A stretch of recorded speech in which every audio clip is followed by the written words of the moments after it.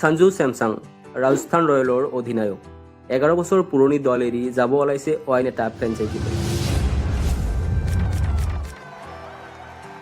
সম্প্ৰতি সঞ্জু স্যামসাং আৰু ৰাজস্থান ৰয়েলৰ দলীয় নেতৃত্বৰ মাজত চলিছে তীব্ৰ উত্তেজনা। হেড কোচ ৰাহুল দ্ৰাবিড় আৰু অধিনায়ক স্যামসাঙৰ মাজত ঘটিছে সম্পৰ্কৰ অৱনতি। যদিও উভয় পক্ষই আনুষ্ঠানিকভাৱে সমস্যাৰ অস্বীকাৰ কৰিছে, কিন্তু গুজব আৰু বৰ্তমান দলৰ ভিতৰুৱা মনোমালিন্যই ইয়াৰে সংকেত দিছে। আজিৰ ভিডিঅ'টিত আমি আলোচনা কৰিম সঞ্জু স্যামসাং আৰু ৰাজস্থান ৰয়েলৰ বিকৃত সম্পৰ্কৰ বিষয়ে আৰু সঞ্জু স্যামসাঙৰ নতুন সম্ভাৱ্য দলৰ বিষয়ে।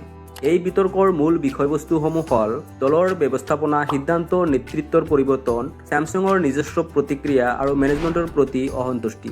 ইয়াৰ সূত্ৰপাত হৈছিল IPL 2025ৰ মেগা অকশ্যনৰ পৰাই, যেতিয়া মেনেজমেণ্টে জৰ্জ বাটলাৰৰ দৰে অনুভৱী খেলুৱৈক দলৰ পৰা ৰিলিজ কৰি দিছিল, যিটো স্যামসাঙৰ মনত গভীৰ প্ৰভাৱ পেলাইছিল। লগতে ট্ৰেণ্ট বল্টক দলত নৰখাও স্যামসাঙৰ অসন্তুষ্টিৰ কাৰণ আছিল, কিয়নো বল্টক দলৰ এটা প্ৰধান অস্ত্ৰ হিচাপে গণ্য কৰিছিল স্যামসাঙে। দ্বিতীয়, ৰিয়ান পৰাগলৈ নেতৃত্বৰ হস্তান্তৰ। 2025 চনৰ IPLত স্যামসাঙৰ ইঞ্জুৰিৰ বাবে ৰিয়ান পৰাগক কেপ্টেইন বনোৱা হৈছিল। ইয়াৰ ফলস্বৰূপে নেতৃত্বৰ ক্ষেত্ৰত অনিশ্চয়তা আৰু স্যামসাঙৰ ব্যক্তিগত বৰ্জনৰ অনুভূতি বৃদ্ধি পাইছিল, যাৰ বাবে তেওঁ নিজে দল এৰি যাবলৈ আনুষ্ঠানিকভাৱে মেনেজমেণ্টৰ ওচৰত ৰিকুৱেষ্ট দাখিল কৰিছে, যাতে তেওঁ IPL 2026ৰ নিলামত অংশগ্ৰহণ কৰিব পাৰে বা অইন কোনো এটা ফ্ৰেঞ্চাইজিলৈ ট্ৰেড হৈ যাব পাৰে। সংক্ষেপে, স্যামসাঙৰ নেতৃত্বক কেন্দ্ৰ কৰি হোৱা বিতৰ্কসমূহৰ মূলতেই হ'ল দলৰ ব্যৱস্থাপনা, সিদ্ধান্ত আৰু নেতৃত্বৰ হস্তান্তৰ আৰু ভিতৰুৱা মনোমালিন্য।